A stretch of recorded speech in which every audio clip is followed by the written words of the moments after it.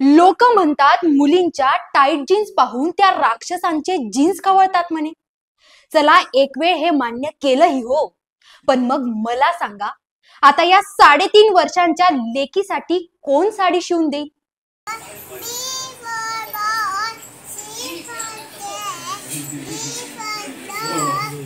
या लेकीची ही निरागसता पहा।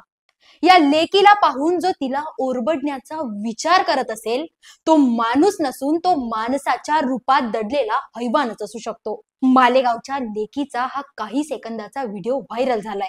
ती नुकतीच आता कुठेतरी स्वतःचा तोल सावरायला शिकली होती, आता कुठेतरी बोबडे बोल बोलायला लागली होती। त्याच लेकीला या राक्षसाने ओरबाडलंय, त्याच कळीला या हैवानाने किती निर्दयपणे कुस्करलंय।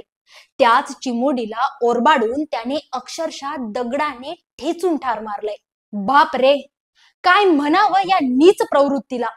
हा व्हिडिओ तुम्ही एकदा नीट पहाच आणि पाहताना स्वतःच्या अश्रूंना अजिबातच रोखू नका आणि त्यानंतर त्या राक्षसाबद्दलची ही खळबळजनक माहिती ऐका।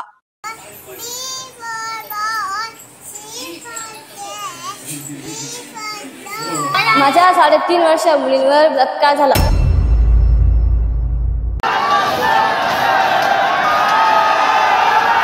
या लेकीला ज्या नराधमाने ओरबाडलं तो राक्षस तिच्या घराशेजारी राहतो। सगळ्यात महत्वाचं म्हणजे या राक्षसाला याच लेकीच्या आजीने पोसलंय। या राक्षसाचं नाव आहे विजय खैरनार। 3.5 वर्षांच्या लेकीवर आपली भडास काढणाऱ्या या राक्षसाचं वय फक्त 24 वर्ष आहे।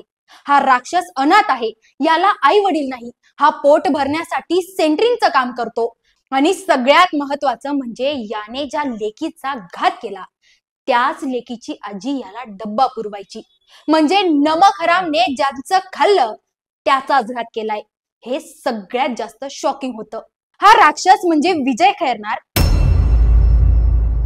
आणि चिमुरडीच्या बाबांचं भांडण झालं होतं आणि म्हणून त्याने असं केलं असं माध्यमांमध्ये बोललं गेलं, पण असं अजिबातच नाहीये। या राक्षसाचा आणि चिमुरडीच्या कुटुंबाचा काहीच वाद नव्हता, उलट या सापाला चिमुरडीच्या कुटुंबियांनीच खाऊ पिऊ घातलंय असा खळबळजनक दावा चिमुरडीच्या आई वडिलांनीच केलाय। माझ्या 3.5 वर्षीय मुलींवर बलात्कार झाला। आम्ही गेलो होतो त्याच्या घरी, तो म्हणे मी कॅडबरी खाऊ घालली आणि दुसऱ्या दुकानावर सोडलं म्हणे। घरी आला परत म्हणाला तो फोटो टाका म्हणे। काहीच नव्हता। गल्लीतलाच पोरगा होता, त्याला आमच्या समोर आणला। माझी मुलगी खेळत होती वाळूवरती। अर्थात याने फक्त आणि फक्त त्याच्या आत दडलेल्या वासनेमुळे, त्याच्या राक्षसी आणि अमानवी प्रवृत्तीमुळे हे कृत्य केलंय, हे यातून सिद्ध होताना दिसून येतं। पण हा राक्षस हे सगळं कसं करू शकला आता तेही ऐका। दिनांक 16 नोव्हेंबर वार रविवारचा। याच दिवशी या नराधमाने आपली भडास या 3.5 वर्षांच्या लेकरूवर काढली। 16 नोव्हेंबरला रविवार होता, शाळेला सुट्टी होती, त्यामुळे चिमुकली आपल्या मित्रांसोबत घराबाहेरच वाळूवर खेळत होती। आपलं लेकरू घराबाहेर आहे म्हणून आई वडील सुद्धा निश्चिंत होते, पण तिथंच या नराधमाने डाव साधला। हा 24 वर्षीय विजय खैरनार नावाचा नराधम चिमुकलीला फूस लावून आपल्या सोबत घेऊन गेला। तिकडे बराच वेळ झाला तरीही चिमुकली घरी परतली नाही, म्हणून आईला काळजी वाटली आणि गल्लीत विचारपूस करायला तिनं सुरुवात केली, पण चिमुकली तिला दिसतच नव्हती। जसजशी वेळ निघत होती तशी या आईच्या काळजाची धडधड वाढत होती। मालेगावचं डोंगराळ हे एक छोटंसं गाव। चिमुकली बेपत्ता झालीये ही बातमी गावात वाऱ्यासारखी पसरली। गावकऱ्यांनी तातडीने चिमुकलीचा शोध घ्यायला सुरुवात केली। हा नराधमही चिमुकलीच्या घराशेजारीच राहतो। शोधाशोध करणाऱ्या चिमुकलीच्या आई वडिलांनी या राक्षसाचंही घर गाठलं। त्यांनी काळजीपोटी या राक्षसाला चिमुकलीची विचारपूस केली। लेकीसाठी कासावीस करणाऱ्या या पालकांना त्यावेळी माहीतच नव्हतं की ज्या राक्षसाने आपल्या लेकीला संपवलंय, तिच्यावर अत्याचार केलेत, आपण त्याच राक्षसाला तिच्याबद्दल विचारतोय। माझ्या 3.5 वर्षीय मुलींवर बलात्कार झाला। आम्ही गेलो होतो त्याच्या घरी, तो म्हणे मी कॅडबरी खाऊ घालली आणि दुसऱ्या दुकानावर सोडलं म्हणे। घरी आला परत म्हणाला तो फोटो टाका म्हणे। काहीच नव्हता। गल्लीतलाच पोरगा होता, त्याला आमच्या समोर आणला। माझी मुलगी खेळत होती वाळूवरती। छोटासा लेकरू त्याच्या पोटात चिमुकलीच्या पालकांनी विचारपूस केल्यानंतर या राक्षसाने खोटं सांगितलं की मी तिला कॅडबरी खाऊ घातली आणि दुसऱ्या दुकानावर सोडलं. बरं, हा राक्षस इतक्यावरच थांबला नाही, तर याने चिमुकलीला शोधण्यासाठी ऍक्टिंग सुद्धा केली. चिमुकलीला मी शोधतो असं म्हणून तिचा फोटो सुद्धा या राक्षसाने मागवला. हे नाटक जवळपास 3 तास चाललं.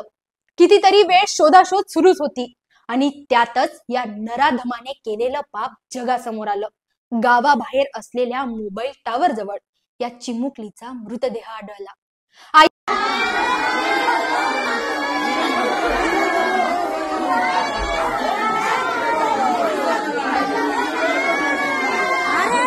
आई वडील स्वप्नातही विचार करू शकत नाही अशा अवस्थेत त्यांना त्यांची चिमुरडी मिळाली होती. या हैवानाने तिचे लचके तोडून तिला दगडाने ठेचून ठार मारलं होतं. पण चिमुकली इथपर्यंत आली कशी? तिला इथवर आणलं तरी कुणी? आता याची शोधाशोध झाली आणि त्यानंतरच या राक्षसाचा खरा चेहरा समोर आला. कारण चिमुकलीला मोबाईल टावर जवळ घेऊन जाताना याला चिमुकलीच्या मित्रमैत्रिणींनीच पाहिलं होतं. पोलिसांनी विजय खैरनारची विचारपूस केली आणि त्याने गुन्ह्याची कबुली दिली आणि मालेगाव मध्ये अक्षरशः संतापाचा ज्वालामुखीच फुटला.